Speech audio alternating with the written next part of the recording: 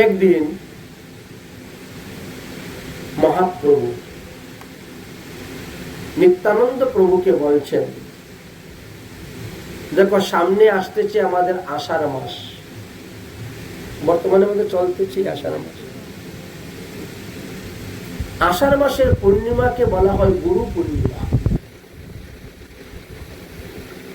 গুরু পূর্ণিমা দিবসে সাক্ষাৎ ভাবে গুরু পূজা করতে হয়। মানে যাদের যাদের গুরুদেব এখনো প্রকট লীলায় আছেন, তাদের কর্তব্য হলো ওই দিন গুরুদেবের আশ্রমে যাওয়া, বা গুরুদেব যেখানে আছেন সেখানে গিয়ে সহস্তে গুরু পূজা করা। বুঝছেন? গুরু পূজা কিভাবে করা হয়? ভগবানের প্রসাদী চন্দন গুরুদেবের কপালে দেওয়া হবে, ভগবানের প্রসাদী মালা গুরুদেবের গলায় দেওয়া হবে, ভগবানের প্রসাদী ফুল বা তুলসী পাতা গুরুদেবের হস্তে অথবা বক্ষে অথবা মস্তক। এই হলো তিনটি স্থান।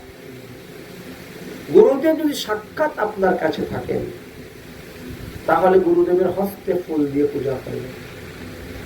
গুরুদেবের চরণে কখনো ফুল দিতে নাই, তুলসী পাতা দেওয়া তো দূরের কথা। গুরুদেবের চরণে কখনো তুলসী পাতা দিতে নাই, ফুল পর্যন্ত দেওয়া নিষেধ। কারণ ফুল হলো দেবতত্ত্ব, আর আমরা হলাম জীবতত্ত্ব। আমাদের থেকে অনেক উপরে পুষ্প। এই জন্য ভগবানের চরণ স্পর্শ করাইয়া গুরুদেবের হাতে দিতে হয়। কিন্তু চিত্রপটের মধ্যে আপনি হাতে দিবেন কেমন করে? সম্ভবপর নয়। এই জন্য ওই বক্ষে অথবা মস্তকে দিতে হয়, অথবা স্পর্শ করাইয়া সেটা জলে ফেলে দিবেন। মনে করেন আপনি একটা তুলসী পাতা নিয়ে গুরুদেবের বক্ষে দিলেন, এখন যদি ওটা শুকিয়ে যায়, পাঙ্খার হাওয়াতে গুরুদেবের চরণে পড়ে যায়, তাহলে কিন্তু অপরাধ হবে। এই জন্য অনেকে কি করেন, স্পর্শ করাইয়া জলে ফেলে দেন।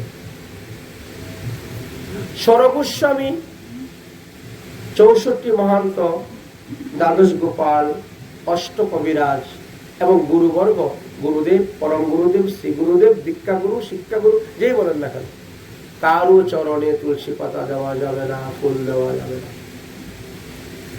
নিষেধ আছে। গুরুদেব যদি কারো বাড়িতে যান, তুলসী পাতার জল দিয়ে পা ধোয়ানো যাবে না। জলের মধ্যে তুলসী পাতা দিয়ে নিয়ে চলে আসে, পা ধোয়াইলে দেওয়া যাবে। প্লেন জল, টিউবওয়েলের জল, কুয়ার জল, নদীর জল, পুকুরের জল হবে, কিন্তু গঙ্গা জল হবে না।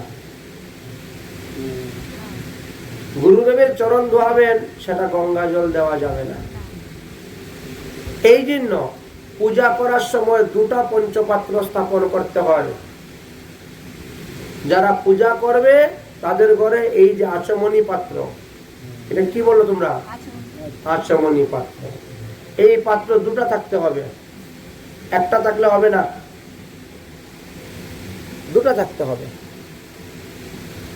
একটার মধ্যে আপনি গঙ্গা জল দিবেন, ফুল দিবেন, তুলসী দিবেন, চন্দন দিবেন, অগুরু দিবেন, কর্পূর দিবেন, দিয়ে সুবাসিত জল বানাবেন।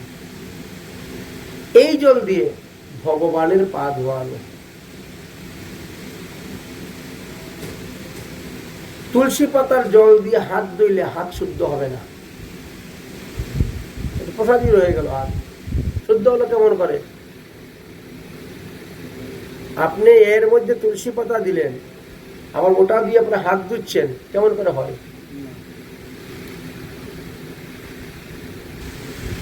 সাধু সাজা, সাধু হওয়া, দুটার মধ্যে পার্থক্য আছে। আজকালকে তো অধিকাংশ সাধু সাজে মানুষ হয়, শাস্ত্রের সিদ্ধান্ত জানে এমন লোক বড় কম। আরেকটা পাত্রে থাকবে প্লেন, ওর মধ্যে তুলসী পাতা দেওয়া হবে না, গঙ্গার জল দেওয়া হবে না, চন্দন দেওয়া হবে না, সাদা।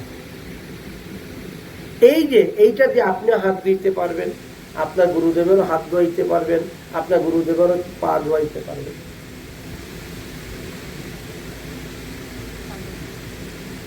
ইদম পদ্মার্গম শ্রী গুরুবে নমঃ। তাহলে এবার বুঝতে পারছেন, এই জন্য নিয়ম দুটো আলাদা। বিশেষ করে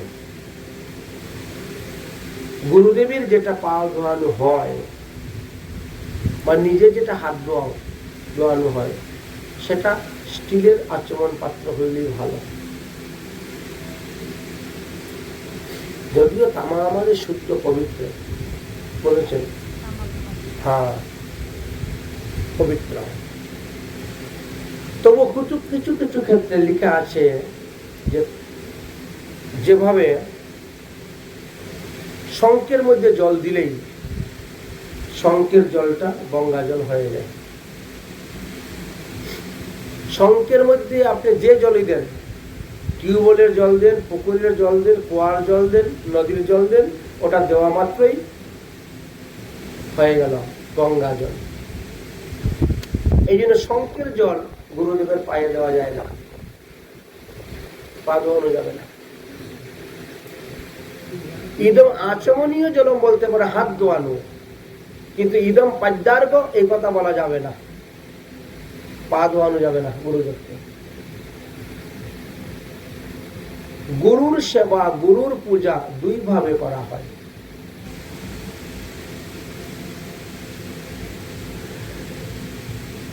একটি হলো পরিচর্যা রূপী সেবা, আর একটা হলো প্রাসঙ্গ রূপী সেবা।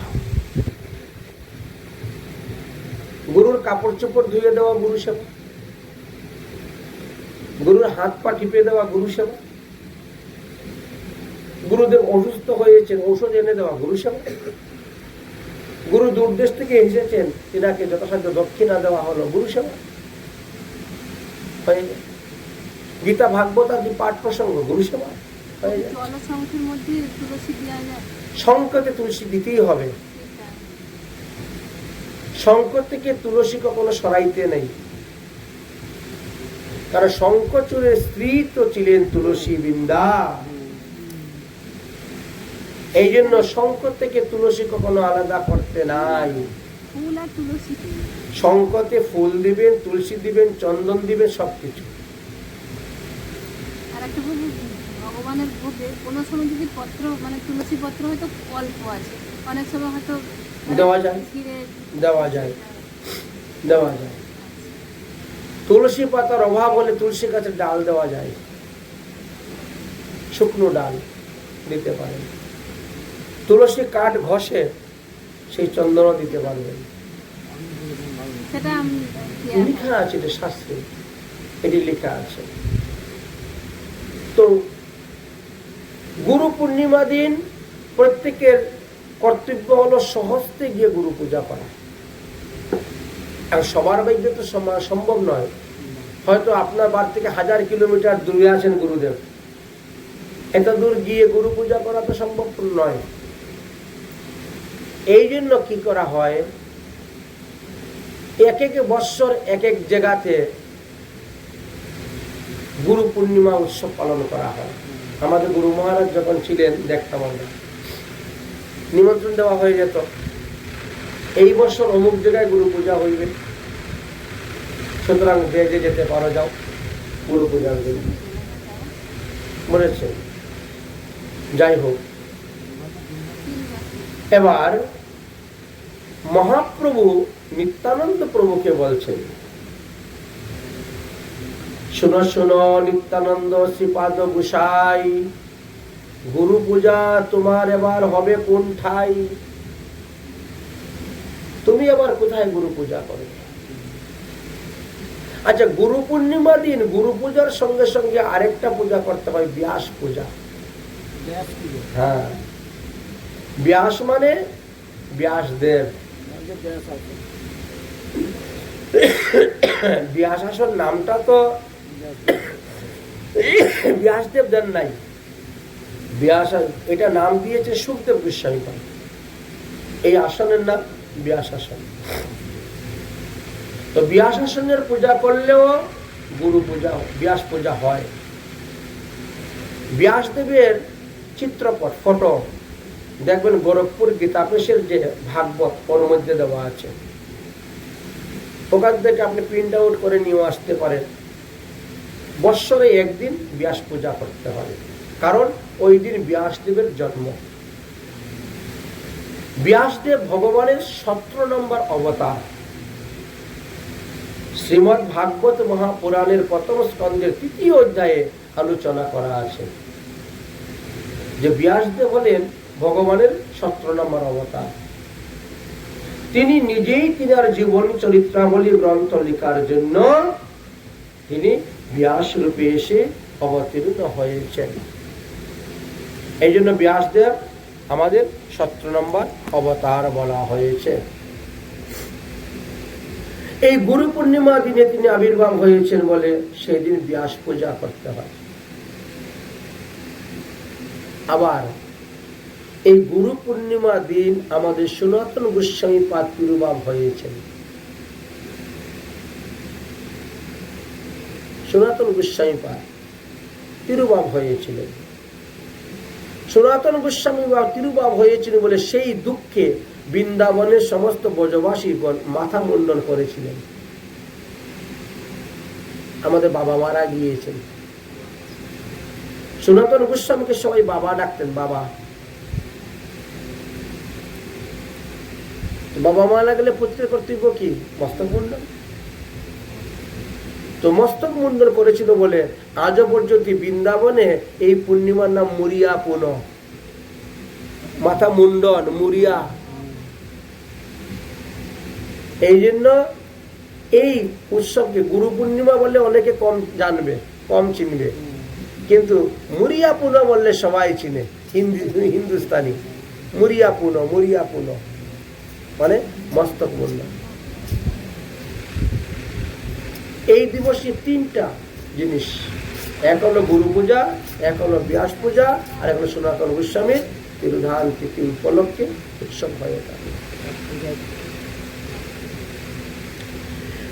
তো মহাপ্রভু জিজ্ঞাসা করছেন আজ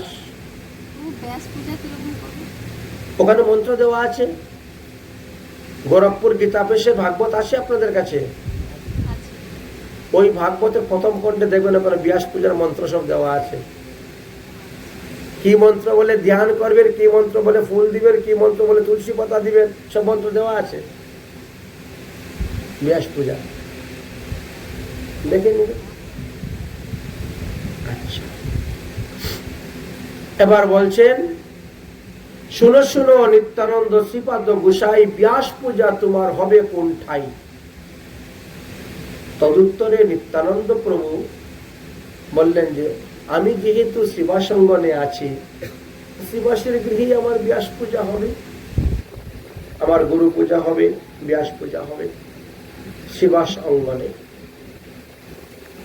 আচ্ছা, মহাপ্রভু তখন শ্রীবাস পণ্ডিতকে বলছেন, শুনলে তো শ্রীবাস পণ্ডিত, তোমার স্কন্ধে এখন গুরুতর ভার অর্পণ হইল, ভার পড়ে গেল।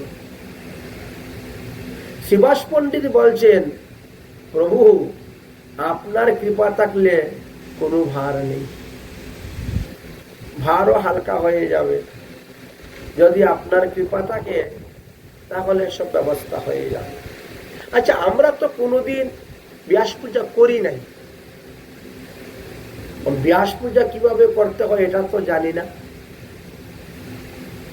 মহাপ্রভু বললেন ব্যাসের জন্য একখানা বস্ত্র আনতে হবে, গুরুদেবকে একখানা বস্ত্র দান করতে হয়। ব্যাসদেব হলেন আমাদের জ্ঞানজ গুরু। তিনি যদি এই সমস্ত গ্রন্থ রচনা করে না যেতেন তাহলে আমরা কোথায় পেতাম? আমরা কেমন করে জানতাম? এই জন্য ব্যাসদেব আমাদের গুরু। তো ব্যাসকে পূজা করার জন্য একখানা ধুতি যাদের বাড়ি চিত্রপট নাই তারা ঘটে পূজা করতে পারেন, ব্যাস পূজা। ঘট বসিয়ে ঘট স্থাপন করে ওখানে ব্যাসদেবের মন্ত্র বলে আহ্বান করে ঘটের উপরই বস্ত্র দাও, চন্দন দাও, মালা দাও, সবকিছু দাও, ঘটে পূজার বিধান আছে। পঞ্চশস্য, পঞ্চরত্ন, সর্বৌষধি, মৌষধি, সপ্তমিত্রিকা, পঞ্চপল্লব, ঘৃত, গোয়াপান থেকে আরম্ভ করে পঞ্চফল, পঞ্চমিষ্টি সব বললেন। যেভাবে আমরা অন্যান্য পূজা পাল করতে যে সমস্ত দ্রব্য লাগে ঠিক তেমনি ভাবে সেই সমস্ত দ্রব্য। শ্রীবাস পণ্ডিত বলে এ সবই তো আমার ঘরে আছে, এই সব কিছু আমার ঘরে আছে, কিন্তু ব্যাস পূজার তন্ত্র মন্ত্র কি তা তো আমি জানি না। এই একটা গ্রন্থ সংগ্রহ করতে হবে, এই একটা পুঁথি সংগ্রহ করতে হবে, পুস্তক। পুরোহিত দর্পণ আছে না, পুরোহিত দর্পণে সব তন্ত্র মন্ত্র পাওয়া যায়। হ্যাঁ, তাই বলছেন ব্যাস পূজা যে করব এর একখানা পুঁথি ব্যবস্থা করতে হবে, সংগ্রহ করতে হবে। মহাপ্রভু বললেন তাহলে কাজ করো। এর আগে তো কেউ জানতোই না, কেউ করতোই না, মহাপ্রভু প্রথম প্রচলন করাচ্ছেন। এই জন্য মহাপ্রভু বললেন যে সবাইকে নিমন্ত্রণ দাও, সমস্ত বৈষ্ণব জগতে সবাইকে নিমন্ত্রণ দাও। চতুর্দশী দিন অধিবাস দেওয়া হবে, আষাঢ় মাসের শুক্লপক্ষ চতুর্দশী দিন গঙ্গানয়ন, ঘটস্থাপন, অধিবাস, ব্যাস পূজার অধিবাস দেওয়া হবে। সবাইকে নিমন্ত্রণ দিয়ে দাও। ব্যাস পূজার দিন সূর্যোদয়ের আগে ব্রহ্ম মুহূর্ত থেকে হরিনাম সংকীর্তন শুরু হবে, নামযজ্ঞ। সারা দিন হরিনাম সংকীর্তন হবে, সারা রাত হরিনাম সংকীর্তন হবে। এদিকে নাম চলবে আর এদিকে ব্যাস পূজাও হবে, গুরু পূজাও হবে। মহাপ্রভুর বিধান। মহাপ্রভুর আদেশ পাইয়া যখন চতুর্দিকে বেরিয়ে গেলেন নিমন্ত্রণ দেওয়ার জন্য। এর আগে কেউ জানতোই না অধিবাস কাকে বলে। নামযজ্ঞ করতে গেলে, কোন শুভ কর্ম করতে গেলে আগে যে অধিবাস দিতে হয় এটা অনেকে জানেই না। অধিবাস মানে নিমন্ত্রণ করা, আহ্বান করা, অধিক বাসযুক্ত অধিবাস, ভালো গন্ধযুক্ত জিনিস সব ব্যবহার করা হয়, সুগন্ধি, এই জন্য অধিবাস। ব্যাস পূজার অধিবাস দেওয়া হবে, হরিনাম সংকীর্তন হবে, ব্যাস পূজা হবে, তাদের সবাইকে নিমন্ত্রণ দিয়ে দাও। মহাপ্রভু নিজের সামনে থেকে বিধি বিধান অনুসারে শ্রীবাস অঙ্গনে অধিবাসের কার্য আরম্ভ করলেন। অধিবাসের কার্য শুরু হয়ে গেল।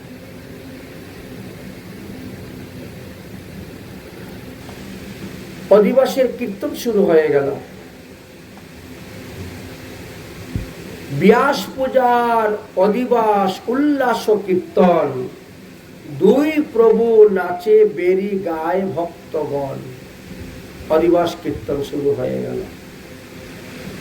মহাপ্রভু নিত্যানন্দ প্রভু আনন্দে নৃত্য করিতে লাগিলেন। তালে তালে বাজনা বাজছে, তালে তালে নৃত্য করছে। নৃত্য করতে করতে করতে করতে দুজনের বাহ্য জ্ঞান শূন্য হয়ে গেছে। কখনো হাসেন, কখনো কাঁদেন, কখনো ধুলায় গড়াগড়ি যায়।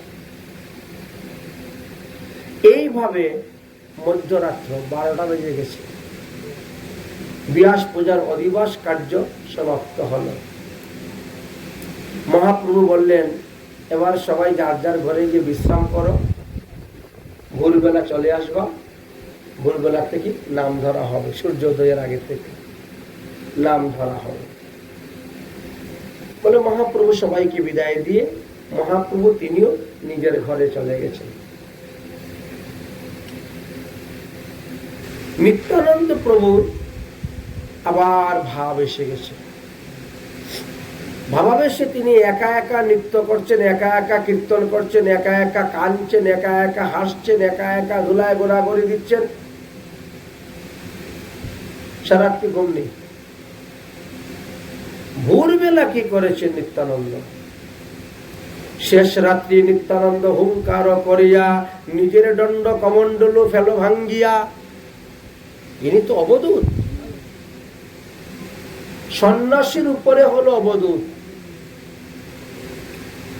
হাতে ছিল বাঁশের দণ্ড আর কমণ্ডল নিয়ে ঘুরে বেড়াতেন। কিন্তু সেই দিন তিনার কি ভাব হইল, সেই দণ্ড কমণ্ডল মাটির মধ্যে আচার মারতে মারতে ভেঙে দিয়েছেন। শিবাস পণ্ডিত বলছে, এ আবার কোন সর্বনাশ উৎপন্ন হলো? যাও মহাপ্রভুকে গিয়ে বলো এর বিধান কি, কি করা যায়। শিবাস পণ্ডিত তখন তিনার ভাই রামাই পণ্ডিতকে পাঠাইলেন।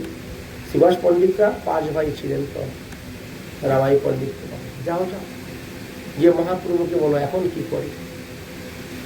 মহাপ্রভু শুনলেন, শোনার পরে বললেন যে এখন আর কি করবেন, দণ্ড কমণ্ডল নিয়ে গঙ্গায় ভাসাই দাও আর নিত্যানন্দকে স্নান করাইয়া নিয়ে আসো। আমি একটু পরে আসতেছি, তারপরে ব্যাস পূজার যে বিধিবিধান সেটা আমি বলবো, কিভাবে ব্যাস পূজা করতে হয় সে ব্যবস্থা করে দিই। এদিকে একে একে সব ভক্তগণ আসা শুরু হয়ে গেছে। আসিয়া মিলিলা সব ভাগবতগণ নিরবধি কৃষ্ণ কীর্ত করেন তখন। 16 নাম 32 অক্ষর। কীর্তনের মধ্যে কোনো কথা নাই, কিন্তু বর্তমান জগতে কীর্তন বন্ধ করে দিয়ে লীলা শুরু হয়ে যায়, এটা নিষেধ। কীর্তন যখন চলবে তখন 16 নাম 32 অক্ষর ছাড়া 17 নাম হবে না, 18 নাম হবে না। কীর্তন বন্ধ করে দিয়া বাঁশি বাজাইয়া নাচিয়ে দিয়া হবে না, নাম চলবে। কোন রকম ডায়লগ দেওয়া যাবে না, কোন রকমের বক্তব্য দেওয়া যাবে না, প্রবচন দেওয়া যাবে না। নাম চলছে, নাম চলবে। একই নাম 24 ঘন্টা, মধ্যে কিছু নেই। কিন্তু বর্তমানে এরকম নাম হয় খুব কম। মানুষ লীলা শুরু করে দেয়, নাম বন্ধ করে দিয়ে নাচানাচি শুরু করে দেয়। মৃদঙ্গটা হাতে নিয়ে মাথা ঝাড়াইয়া চুল ঝাড়াইয়া একেবারে কি না কি করে দেয়। ভং, এসব একদম নিষেধ। এখন তো নাম হচ্ছে একটা খোলের নাম শুরু করলো। এখানে মহাপ্রভু দেখাচ্ছেন আসিয়া মিলিলা সব ভাগবতগণ। ভাগবতগণ যারা হরিনাম করবে তারা বিষ্ণু মন্ত্রে দীক্ষিত হবে, তারা সদাচারী হবে, তারা প্রসাদভোজী হবে, তবে তার মুখের নাম শুনে জীব উদ্ধার হবে। ওই মাছ খাইয়া, মাংস খাইয়া, মদ খাইয়া আসলে উঠটা নাম করিয়া কোনো লাভ হবে না। নিজেই উদ্ধার হবে না, অন্যকে উদ্ধার করবে কি? পরিষ্কার লেখা আছে শাস্ত্রে। এই জন্য ভাগবতগণ আসিয়া মিলিলা সব ভাগবতগণ নিরবধি কৃষ্ণ কৃষ্ণ করেন কীর্তন। ব্যাস পূজা আরম্ভ হইল। শিবাস গিয়ে নিত্যানন্দ প্রভুর হাত ধরলেন, ধরে এবার একে একে সবাই ব্যাস পূজা শুরু করলেন। কি করবেন? চন্দন মালা, বস্ত্র যদি কেউ আনে বস্ত্র দান করলেন। এইভাবে ব্যাস পূজা শুরু হল। ব্যাস পূজা করতে করতে করতে মোটামুটি সবার ব্যাস পূজা হয়ে গেছে, কিন্তু নিত্যানন্দ প্রভুর এখনো ব্যাস পূজা হয় নাই। তিনি হাতের মধ্যে মালা নিয়ে দাঁড়িয়ে আছেন ভাবাবিষ্ট হয়ে। হাতও নড়ে না, পাও নড়ে না, মাথাও নড়ে না, চোখও নড়ে না, একেবারে স্তম্ভিত। সবাই বলছেন যাও যাও মালাটা গিয়ে ব্যাসদেবের গলাতে পরিয়ে দাও, তাহলেই তো ব্যাস পূজা শেষ হয়ে গেল। কিন্তু হচ্ছে না। দাঁড়িয়ে আছে।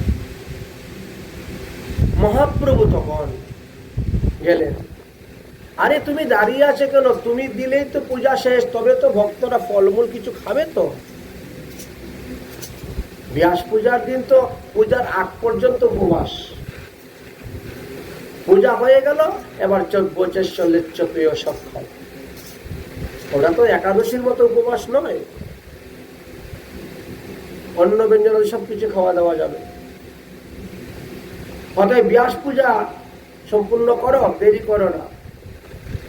নিত্যানন্দ প্রভু তখন মহাপ্রভুর গলায় মালা দিয়ে দিয়েছে। ব্যাসদেবের গলায় মালা না দিয়ে মহাপ্রভুর গলায় মালা দিয়ে দিয়েছে। দিয়ে নাচতে শুরু, আমার ব্যাস পূজা হয়ে গেছে, আমার ব্যাস পূজা হয়ে গেছে, এই বলে তিনি নৃত্য করতে শুরু করে দিয়েছেন। আমার ব্যাস পূজা হয়ে গেছে বলে নৃত্য করতে শুরু করে দিয়েছে। মহাপ্রভু তখন কি করলেন? তৎক্ষণাৎ সরবুজ মূর্তি ধারণ করলেন। সরবুজ মূর্তি ধারণ করে মহাপ্রভু দর্শন দিলেন। শঙ্খ, চক্র, গদা, পদ্ম, সিংহল, মুসল দেখিয়া মূর্ছিত হইলা নিত্যানন্দ বিভল। আজ কিন্তু মহাপ্রভুকে সর্বজ সবাই দেখতে পাচ্ছে। এই গুরু পূর্ণিমা দিন, ব্যাস পূর্ণিমা দিন মহাপ্রভু সর্বজ মূর্তি ধারণ করে সবাইকে দর্শন দিলেন। সবার প্রতি মহাপ্রভু বলিলেন বচন, ব্যাস পূজা পূর্ণ হইল, কর সংকীর্তন। শুরু হলো কীর্তন। কীর্তন করতে করতে মহাপ্রভু মাথা নাড়ছেন। মাথা নাড়ে বলছেন, নারা নারা, আরে ও নারা, নারা নারা বলে ডাকছেন। সবাই বলছেন, নারা আবার কে? এই নামে তো নবদ্বীপে কেউ নাই। মহাপ্রভু বলছেন, তোমরা যাকে অদ্বৈত আচার্য বলে ডাকো, আমি তাকে নারা বলে ডাকি। কেন? নারা আবার কি নাম? আরে তার হুঙ্কারে তো আমার বৈকুণ্ঠের সিংহাসন নড়ে গেছিল। দেখেছেন কোথাকার কথা? কোথা অদ্বৈত আচার্য বলিয়া যার কথা, সেই নারা লাগিয়া মুই আইলাম হেতা। অদ্বৈত আচার্যের কারণেই আমার এই অবতার, তিনি আমাকে ডেকে এনেছেন। মোরে আনিয়া নারা, মোরে আনিল নারা বৈকুণ্ঠ হইতে, নিশ্চিতে থাকে পেয়েছে হরিদাস লইয়া সাথে। দেখো, আমি এখানে প্রকাশ হয়েছি, ব্যাস পূজা করতেছি, সবকিছু করতেছি, আর হরিদাস ঠাকুরকে নিয়ে অদ্বৈত আচার্য শান্তিপুরে বসে আছেন। এত হয় না? আর তো কাল বিলম্ব করা যাবে না, হরিনাম প্রচার করতে হবে। সংকীর্তন আর ঘরের ভিতরে বন্দি রাখা হবে না, এখন সংকীর্তন সর্বত্র প্রচার করতে হবে। সংকীর্তন আরম্ভে আমার অবতার, ঘরে ঘরে কীর্তন করিব প্রচার। বিদ্যা ধন কুল জ্ঞান তপস্যা মদে, মূল ভক্ত স্থানে যার যার আছে অপরাধে। এদেরকে উদ্ধার করতে হবে তো। সেই সব অধম সবারে না দিলে প্রেম যুগ, নাগরিকী পথ দিব ব্রহ্মাদেহ, তাহলে তারা উদ্ধার হবে কেমন করে? শুনিয়ে আনন্দে ভাসেন ভক্ত সকল, ফলে সুস্থির হইলেন শিষ্য শ্রীনন্দন। মহাপ্রভু এখন রূপ সম্বরণ করে নিলেন, সর্বজ রূপ সম্বরণ করে নিলেন। সব ভক্তদেরকে বিদায় দিলেন, দিয়ে মহাপ্রভু এবার গৃহে চলে গেলেন। ওই দিন থেকে সব দিকে প্রকাশ হয়ে গেল যে মহাপ্রভু স্বয়ং ভগবান। আর সর্বজ রূপ সবাই দেখতে পেল, সব বৈষ্ণবগণ, সব ভক্তগণ এই সর্বজ রূপ দেখতে পেয়ে সবাই ভগবান। এইভাবে কিছুদিন চলে গেল। আরো একদিন মহাপ্রভু শিবাসঙ্গনে কীর্তন করতে করতে বহিষ্ঠ হয়ে গেলেন, ঈশ্বর আবেশ। একদিন মহাপ্রভু ঈশ্বর আবেশে রামাইকে আজ্ঞা দিলেন পুনর রসে, চলহ রামাই তুমি অদ্বৈতের বাস, তার তারে গিয়া করো আমারও প্রকাশ। যার লাগিয়া করিল সে বিস্তর আরাধন, যার লাগিয়া করিল সে বিস্তর ক্রন্দন, যার লাগিয়া সে করিল বিস্তর উপবাস, সেই প্রভু আমি আজ হইয়াছি প্রকাশ। যাও গিয়ে বলো ভক্তি যোগ বিলাইম, আমি গিয়ে নিয়ে আসো তাকে। ভক্তি যোগ বিলাইতে তার আগমন, আপনে আসিয়া ঝাট কর দর্শন, এই কথা গিয়ে বলো। নির্জনে কহিও নিত্যানন্দের আগমন, যে কিছু দেখিলা তানে কহিও সকল। এই বলে রামাই পণ্ডিতকে পাঠাইলেন। সংবাদ গিয়ে পেলেন অদ্বৈত প্রভু তখন মহাপ্রভুর পূজা করার জন্য সমস্ত সামগ্রী নিয়ে স্ত্রী সহ আসলেন। অদ্বৈত প্রভুর দুজন স্ত্রী ছিলেন, বলেছি নিত্যানন্দ প্রভুর দুজন স্ত্রী আর মহাপ্রভুর দুজন স্ত্রী, বুঝলেন? তাই অদ্বৈত প্রভু তিনার দুজন স্ত্রীকে নিয়ে আর পূজার সমস্ত সামগ্রী নিয়ে শিবাস অঙ্গনে এসে উপস্থিত হলেন। মহাপ্রভুর প্রকাশ রূপ দর্শন করলেন, করে মহাপ্রভুর পূজা করলেন। পূজা করে অদ্বৈত প্রভু বললেন আজ আমার সংকল্প পূর্ণ হইল। শুরু হলো হরিনাম সংকীর্তন। মহাপ্রভু আবার খট্টার উপরে, বিষ্ণু খাট্টার উপরে বসলেন, বসে নিজেই বিষ্ণু রূপ ধারণ করে দাঁড়িয়ে গেলেন। নিত্যানন্দ প্রভু মহাপ্রভুর ইঙ্গিত বুঝিয়া মহাপ্রভুর মস্তকে ছত্র ধারণ করলেন। গদাধর পণ্ডিত মহাপ্রভুর ইঙ্গিত বুঝিয়া পান তাম্বুল, পানের খিলি তৈরি করে মহাপ্রভুর মুখেতে নিয়ে দিলেন। এই রূপে যার যেই সেবা সেই সেবা করিতে লাগিলেন। প্রসন্ন বদন আজ নিমায় ঠাকুর, অদ্বৈতের প্রতি যেন হইলা প্রচুর সদয় হইয়া রূপ দেখাচ্ছেন। দ্বিভুজ মুরলীধারী না পারে চিনিতে, ত্রিভঙ্গে বাজায় ভাসি হাসিতে হাসিতে। মহাপ্রভু কখনো রামরূপ, কখনো কৃষ্ণরূপ, আর কখনো গৌর রূপ। পরম আদরের সহিত প্রভু বিশ্বম্বর সবাইকে তখন পরিচয় দিলেন। আর ভয় নাই, এবার আমরা হরিনাম সংকীর্তন প্রকাশ করতে শুরু করব। এবার প্রতি নগরে নগরে হরিনাম হইবে, প্রতি ঘরে ঘরে হরিনাম সংকীর্তন হইবে। এই হলো মহাপ্রভুর ইচ্ছা। সমস্ত দেশেতে হইবে নাম সংকীর্তন, সমস্ত বিশ্বে নাম প্রচার করবেন। তাই মহাপ্রভু সবাইকে নিয়ে বসেছেন, সবাইকে আদেশ করছেন যাও প্রত্যেকের ঘরে ঘরে গিয়ে বলো, বলো কৃষ্ণ, ভজ কৃষ্ণ, কর কৃষ্ণ নাম, কৃষ্ণ মাতা, কৃষ্ণ পিতা, কৃষ্ণ ধন প্রাণ। সবাইকে বলো কৃষ্ণের ভজন করো সবে, ছাড়ি অনাচার, জীবে দয়া, কৃষ্ণ সেবা, সর্বধর্ম সার। জীবকে শিক্ষা দিচ্ছেন।